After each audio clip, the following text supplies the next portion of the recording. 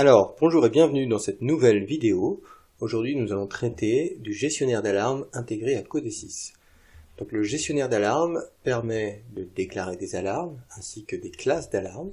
Nous pourrons aussi gérer l'historisation de ces alarmes et ensuite déclencher un affichage d'un tableau d'alarme sur notre page d'IHM pour visualiser les alarmes en cours ou les alarmes historisées. Pour ajouter le gestionnaire d'alarme, on se rend sur l'application, on fait un clic droit à ajouter un objet et nous allons sélectionner le configurateur d'alarme. Donc dans cet élément, nous voyons une arborescence avec des différents types d'alarmes, les erreurs, les infos, les warnings. Alors dans nos différentes classes d'alarme, error, info, warning, nous allons pouvoir paramétrer différents éléments comme la méthode d'acquittement de l'alarme. Une alarme pourrait potentiellement apparaître et disparaître lorsqu'elle n'existe plus.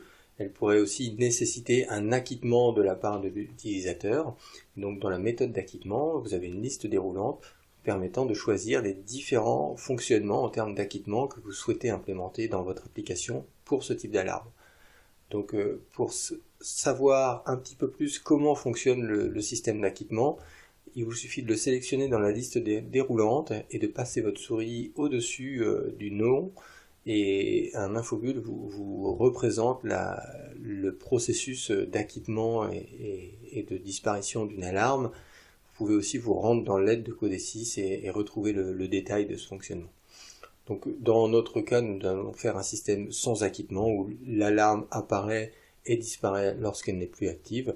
Vous pourrez choisir des modes un peu plus avancés selon vos projets. Alors, sur chaque classe d'alarme, nous pouvons activer ou non l'archivage afin d'historiser les alarmes les plus importantes et par exemple de ne pas historiser les alarmes qui ne concernent que des informations. Alors dans l'élément Alarm Storage, vous pouvez aller définir le sous-répertoire dans lequel seront stockées vos alarmes et définir aussi la limite de taille de votre fichier d'historique d'alarme. Donc vous pouvez ne pas mettre de limite ou mettre une limite en termes de nombre d'enregistrements ou de mémoire maximum, donc en kilo-octets, en mégaoctets ou en gigaoctets par exemple. Donc le système de gestion de la limite de stockage fonctionne sur le principe d'un buffer circulaire où lorsque l'on dépasse la limite, on supprime les anciennes alarmes pour pouvoir rajouter de nouvelles alarmes. Donc maintenant que ces paramètres sont vus, nous pouvons aller dans l'alarme groupe et donc c'est à cet endroit que nous allons décider des conditions de déclenchement de nos alarmes ainsi que des messages et des classes de chacune de ces alarmes. Dans la colonne type de surveillance, nous pouvons choisir le type de signal surveillé, donc dans notre cas nous allons choisir une information digitale. Dans le champ détail, nous pouvons définir la condition. Donc, est-ce que une variable est supérieure à une autre ou égale à une autre valeur, par exemple. Et ensuite, dans le champ message, nous allons pouvoir saisir le message à afficher sur le tableau d'alarme lorsque l'alarme est active. La colonne classe vous permet justement, via une liste déroulante, de choisir de quelle classe d'alarme il s'agit, s'il s'agit d'une erreur, d'une info ou simplement d'un warning, par exemple. Alors vous pouvez remarquer la colonne désactivation qui permettrait depuis une variable de désactiver ou non une alarme. On pourrait imaginer un équipement sur lequel nous voudrions inhiber l'alarme lorsque nous sommes au courant que certains capteurs ou certaines informations sont pas ou mal raccordées par exemple.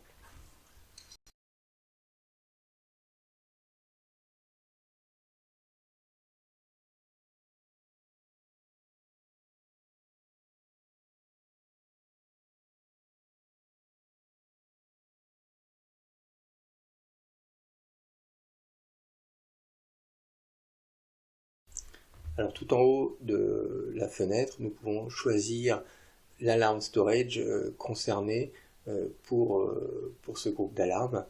Et nous pouvons aussi, alors en faisant un clic droit sur vos alarmes, vous pouvez aussi exporter votre liste d'alarmes dans un fichier CSV et le réimporter dans votre projet dans le cas où vous auriez beaucoup d'alarmes à déclarer en même temps.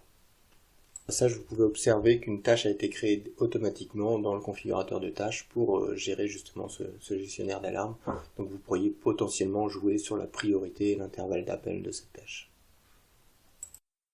Alors dans votre visualisation alarme, vous allez dans la boîte à outils pouvoir récupérer dans l'onglet gestionnaire d'alarme le tableau d'alarme que vous allez pouvoir glisser sur votre page d'IHM.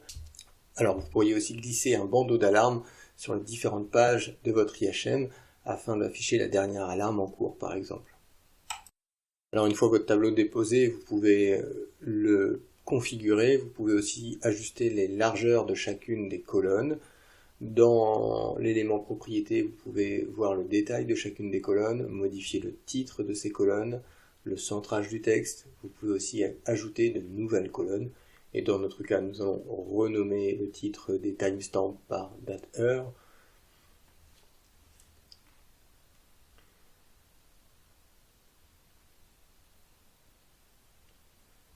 Nous allons ajouter une nouvelle colonne aussi afin d'afficher l'état de l'alarme, si elle est active ou inactive. Donc dans le type de données, vous pouvez préciser que vous souhaitez récupérer l'état. Et vous pouvez aussi potentiellement afficher la classe de l'alarme ainsi que d'autres paramètres qui sont mis à disposition.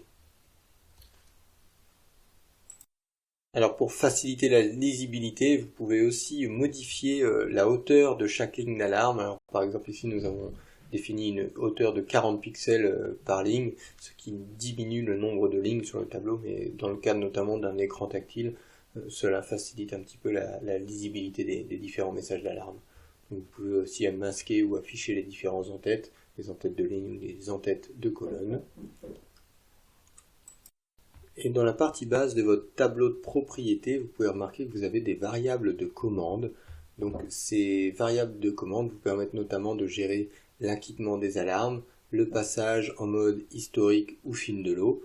Et donc dans notre cas, nous allons simplement utiliser la commande de passage en mode historique qui nous permettra soit de voir les alarmes en direct qui sont actives, ou alors de voir l'historique des alarmes. Une fois que toutes les alarmes auront disparu, nous pourrions revenir voir à quelle heure est apparue telle ou telle alarme.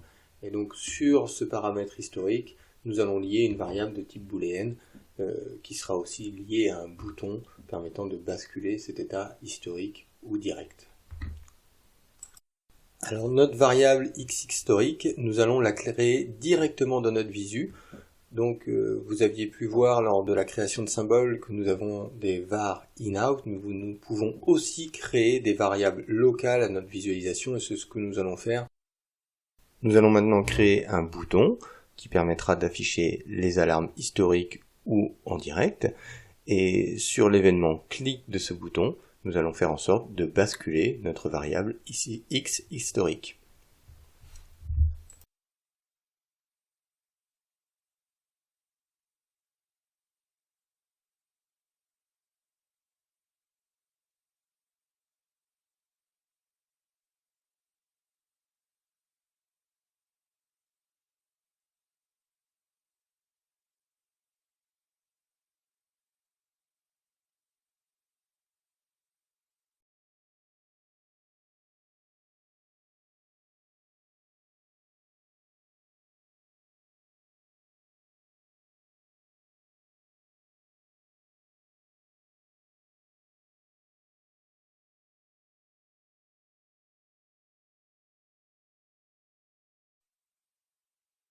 Nous pouvons ensuite nous connecter à l'automate, le passer en start, et ensuite nous rendre dans la page de web visualisation afin d'observer le fonctionnement de notre tableau.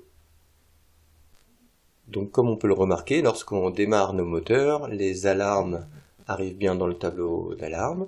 Si nous arrêtons nos moteurs, les alarmes disparaissant, elles disparaissent aussi de la partie live de notre tableau d'alarme, et si on passe en historique, on voit bien les apparitions précédentes dans la partie historique du tableau.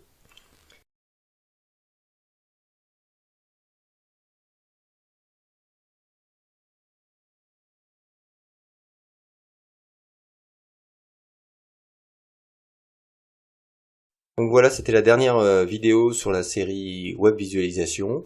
La prochaine vidéo, qui sera la dernière de cette formation, concernera la création d'une bibliothèque afin d'encapsuler notre bloc fonction et notre structure dans une bibliothèque Codesys que nous pourrions potentiellement réutiliser dans d'autres projets.